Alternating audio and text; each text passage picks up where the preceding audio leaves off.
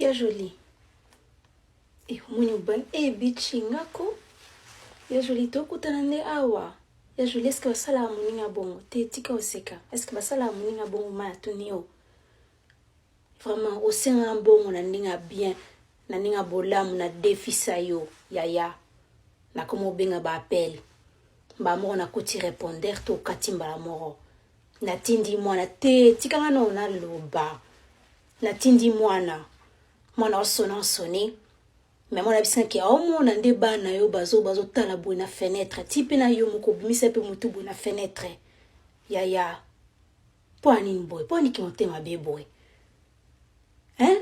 Muninga defisa ki motema mbongo na motema malamu. Sikwe komi pozongisa okomo sala nga bajiwa na mbongo wana kuna defisa ki okuti ya ngate ya.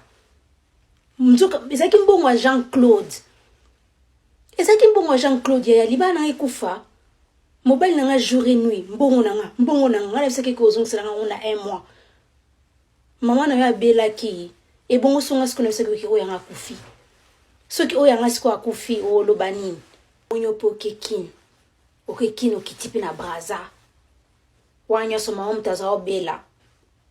Mama yebite ngana biki mama na nazana mbushimai. Yayo munya moko ba mikolo botika okosa.